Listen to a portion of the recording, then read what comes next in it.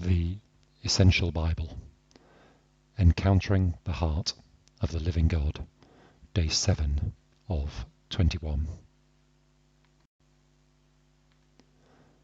A very brief recap of the story so far.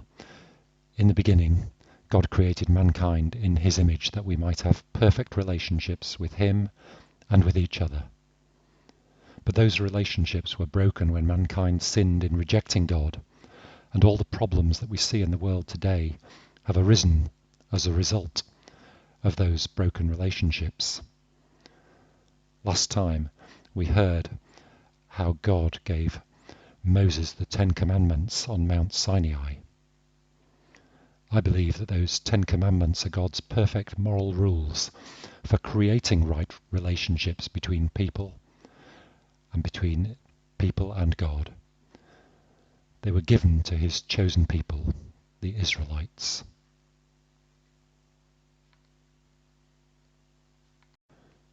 Today we're going to be looking at how Moses, before his death, passes on the leadership of the Israelites to Joshua, who leads them into the Promised Land.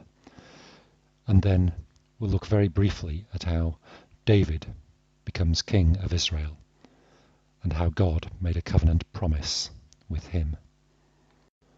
But first, let's encounter the God who leads with some extracts from Psalm 23, which was written by David. In fact, it's the whole of Psalm 23. David says, "The Lord is my shepherd, I shall not want. He lets me rest in green pastures. He leads me beside peaceful streams. He refreshes my soul. He guides me along right paths for his name's sake. Even though I walk through the darkest valley, I will fear no evil, for you are close beside me, and your rod and your staff will protect and comfort me. You prepare a feast for me, you anoint my head with oil, and my cup overflows with your blessings. Surely your goodness and unfailing love will be with me all the days of my life, and I will dwell in the house of the Lord forever." We turn now to look at some of the final sayings of Moses to the people of Israel before he hands over to Joshua to lead the people of Israel into the Promised Land. These can be found in Deuteronomy chapters 7 and 9. Moses says, "When God brings you into the land you are to possess, he will drive out many nations to make room for you. These nations are bigger and stronger than you, but God will deliver them to you, and you will conquer them. Do not make any covenants with them. Do not intermarry with them, or let your daughters and sons intermarry with their sons and daughters, for they will turn you and your children away to worship other gods. Then God will become very angry with you, and he will destroy you. So you must destroy their altars and smash their sacred stone pillars, cut down their Asherah poles, and burn up their carved images. For you are God's holy people. God has chosen you out of all the people on the face of the earth to be his own treasured possession." God did not choose you because you were greater than other people, for you were the least of all peoples. God chose you simply because he loved you and was keeping the promise he made to your ancestors. So God rescued you with mighty power from your slavery in Egypt under the hand of Pharaoh. Know therefore that your God is the one and only God, the faithful God who keeps his covenant, who shows mercy and lavishes unfailing love on 1,000 generations of those who love him and obey his commands. But God will not be slow to punish and destroy those who hate him and turn away from him. Therefore, you must obey all these commands, laws, and regulations I am giving you today. After God has driven the nations out to make room for you, do not start to think that God has given us this land because we are a good people. He is doing it because of the wickedness of the other nations. It is not because you are good and honest, but only because of their wickedness, and also to fulfill the promise God made to your ancestors, Abraham, Isaac, and Jacob. Understand, then, that God is not giving you the land he promised because you are good. You are not good.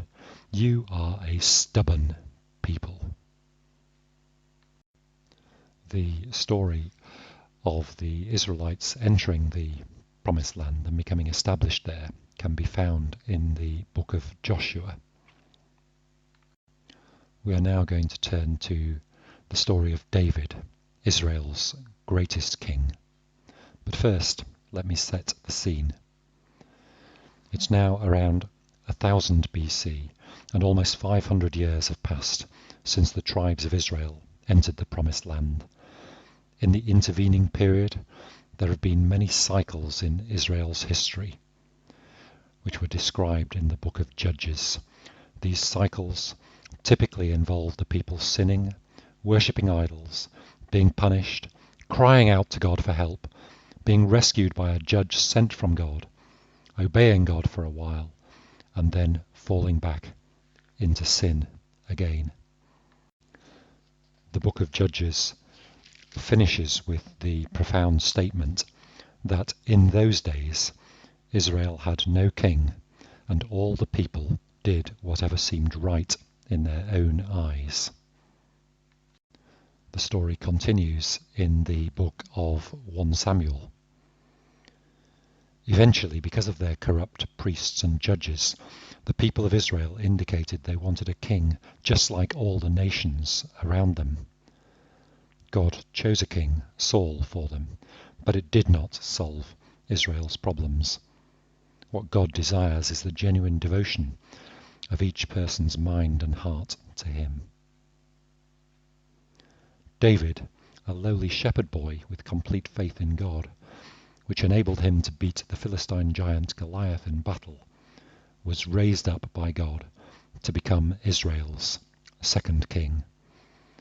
And that's where we join the story again now, in the book of 2 Samuel, chapters 5 and 7. David becomes king of all Israel. All the tribes of Israel came to David at Hebron and said to him, "We are your own flesh and blood, members of your family. In the past, even while Saul was our king, you led us in battle. And God said to you, 'You will be the leader of my people, Israel, their shepherd.'" So in the presence of God, David made a covenant with the leaders of Israel at Hebron, and they anointed him king over all of Israel. When he became king, David was 30 years old. Altogether, he reigned for 40 years, 7 years and 6 months over Judah from Hebron, and 33 years over all Israel and Judah from Jerusalem. King David became settled in his palace after God gave him peace from all his enemies around him. So David said to the prophet Nathan, "Behold, I live in this palace made of cedar, but the ark of God remains in a tent." Nathan replied, "Go ahead and do whatever you have in your heart to do, because God is with you." But that night, God told Nathan to go and deliver this message to his servant David. "Will you build a house for me to live in? Ever since the time I brought the Israelites out of Egypt, I have never lived in a house. I have always moved about and lived in a tent as my home.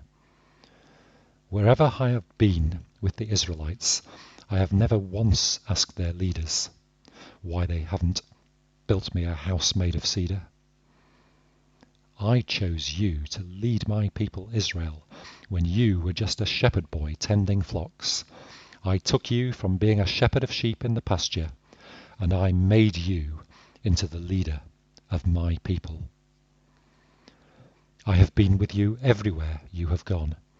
I have defeated your enemies for you and made you famous as any of the greatest men on the earth. And I have provided a place for my people. I have planted them and given them their own homes, so they will never have to move again. Since the time I appointed judges over my people, evil nations have oppressed them, but not any longer.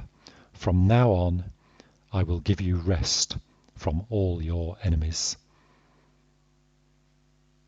Furthermore, I will establish a dynasty for you. When you die and are buried with your ancestors, I will establish a kingdom for one of your sons. He will build a house for me, and I will establish the throne of his kingdom forever. I will be his father, and he will be my son. If he does wrong, I will have him corrected and disciplined with the rod and the whip. I took my favour away from Saul when I replaced him by you, but my unfailing love and mercy will never be removed from your son. Your dynasty and kingdom will be everlasting. Your throne will be established forever. So Nathan told David everything God had said in his vision.